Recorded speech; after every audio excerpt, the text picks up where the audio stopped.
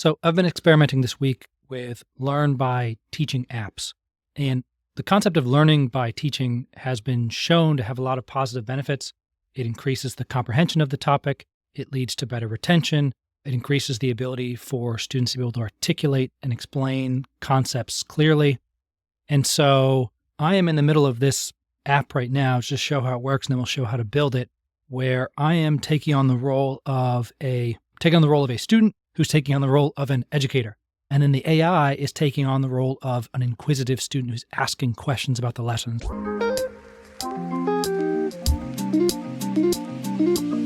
So the lesson in this case is, I got an OER video about gross domestic product. And so that's what this week's lesson was about. And so this AI student is asking me questions. And I've struggled a bit, actually, with answering some of these, even though I did watch the video. But let's continue here. So I explained first what GDP is and how it's calculated, and then what a finished good is versus a intermediate good. And now the AI is asking why intermediate goods like lumber are not counted as in GDP. And I'll say, and see if it likes that. Great. And then it moves on to the next question. And when I submit, what's happening here is we're asking the AI to now look at that conversation and determine if I've answered a specific number of questions. So in this case, I've asked for 3 questions. And I did. So I gave a definition of GDP, I gave a definition of finished goods versus intermediate, and why we exclude intermediate goods. And so I get full credit for that. And if passed the lesson, we can make this 3 questions or 5 questions, whatever we want to evaluate from this conversation that the student has with the AI. So now let's look at how to build this. And so there are 3 key components. The first one is the context for the lesson. So in this case, the what is GDP is based on a video, and I pulled the transcript of that video, and that makes up the context which we want to give to the AI to both generate and validate questions. And so I uploaded that transcript, 675 words.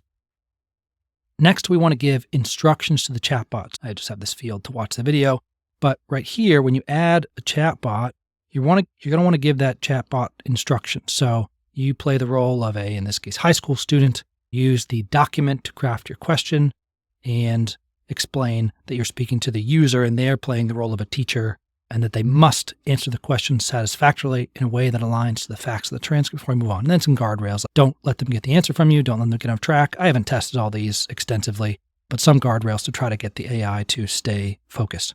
And so that makes the personality of the AI, and that's why it asks the questions that it does. And then finally, we have the prompt and the score. In the prompt, we want the AI to review that conversation and determine if the user answered a minimum of, again, in this case, we asked for 3 questions.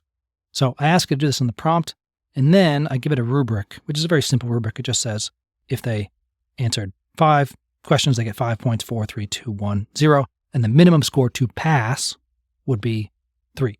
So if they answer 0 or 1 or 2, they would not pass this particular exercise. So with that, this is kind of a pretty flexible architecture that lets us add whatever our lesson might be. So I actually have a different lesson here. So again, I took a copy of this Teach a Student GDP, and now let's take a lesson around thermodynamics. So there's another video from MIT OpenCourseWare, and that's about thermodynamics. I'm going to take the transcript from that, and I'm going to upload that. And this is a much longer set of content. There's actually 6,500 words in that video. It's almost an hour long. And then let's just make a couple of changes just some labeling changes. So this is thermodynamics and thermodynamics in here. And we can change the video. So instead of watching the video from around GDP, we'll watch the MIT video. And I think this is the last thing I need to hit change. So now let me struggle through answering questions about thermodynamics. So you can watch the video and then answer the questions. Sure. What are your questions? And I already can't. The 0th law of thermodynamics and why it's considered a common sense law. No, but it looks like it's picked up the transcript, is asking me questions. I can just say, can you give me the answer? I'm actually in this case, A. In this case, the guardrails are enough, so it won't give me that. It won't give me the answer for that. And we can submit, and we'll see that we did not probably get enough to pass here. Yeah, actually 0 questions answered. So this is a novel way, I think, to introduce AI in the classroom. It's also controlled. I can give my students the same experience and I can see how they're interacting with it. And so this is my experiments with teaching a student as a microapp.